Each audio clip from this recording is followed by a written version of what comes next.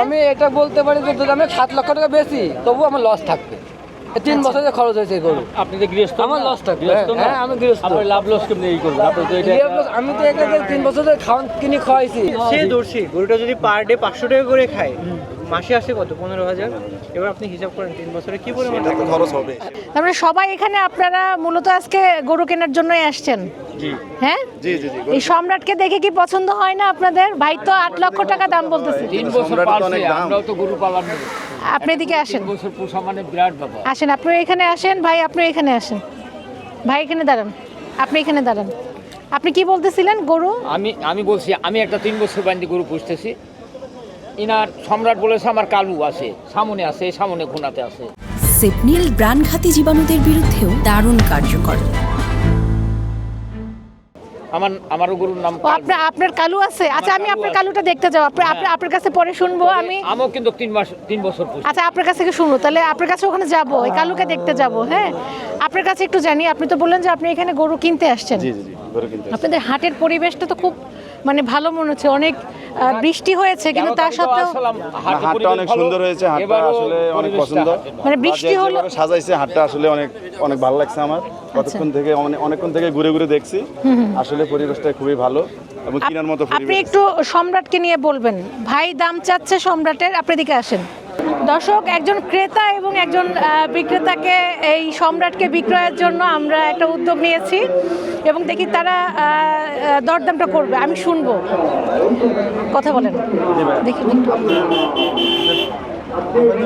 দেখি ভাই একটু। গরুর দাম মনে করেন 10 লক্ষের উপরে, কিন্তু বাজারে যে পরিস্থিতি, এই বাজারে বড় গরু ক্রেতা অনেক কম। সে তুলনায় এখন আমার সে আইডিয়া ছাড়া আমি দাম চাইছি 8 লক্ষ টাকা।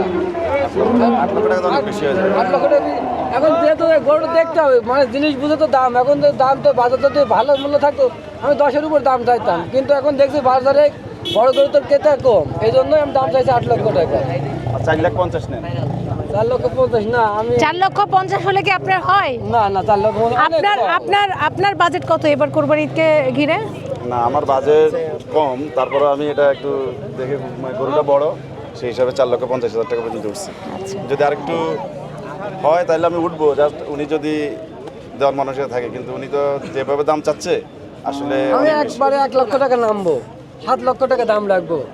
ভাই একবারে শেষ। আপনি একটু আমাকে বলেন তো, এই গরুটা পালতে গিয়ে অনেক খরচ। 3 বছর ধরে আপনি পালছেন। এই 7 লক্ষ আপনি শুনেন খরচ কিন্তু। হয়েছে। আপনি আচ্ছা আমি ভাইকে বলছি, এখানে একজন খামারি, আপনি সামনে আসেন। বলেন। একজন খামারি 3 বছর ধরে তিনি তার এই শখের সম্রাটকে লালন পালন করেছে। 3 বছর আপনার খরচ কেমন হয়েছে ওর সম্রাটের পেছনে? আমি এটা বলতে পারি যে যদি আমি 7 লক্ষ টাকা বেশি তবু আমার লস থাকবে।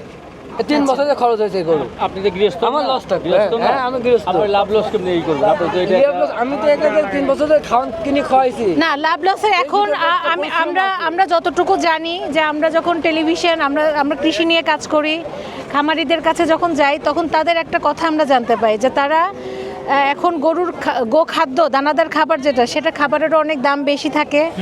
তাকে এই ভরণ পোষণ একটা লজিক জানেন আমার চাচতো ভাই, হ্যাঁ। সে দর্শী গরুটা যদি পার ডে 500 টাকা করে খায়, মাসে আসে কত? 15,000। এবার আপনি হিসাব করেন 3 বছরে কি পরিমাণ এটা টাকা তো খরচ হবে, সেটা তো তারপরে আমার ভাই বলছে যে 7 লক্ষ টাকা বিক্রি করলেও আমার লস থাকবে। এটা দর্শক, এখানে মানে ক্রেতা এবং বিক্রেতা, বিশেষ করে ভাইয়ের নাম আবার ভুলে গেল, মুকুল ভাই সম্রাটকে নিয়ে তার একটা নির্ধারিত একটা বাজার দাম উনি বলছেন, কিন্তু ক্রেতারা যারা আছেন তারা তাদের মতো করে বলছেন। কিন্তু সব মিলিয়ে আমি মুকুল ভাইয়ের জন্য শুভকামনা জানাই, যেন আপনি ভালো একটা সম্রাটকে ভালো দামে, বাজার দামে বিক্রি করে আপনি ঘরে ফিরে যেতে পারেন না? আচ্ছা, সবাইকে ধন্যবাদ।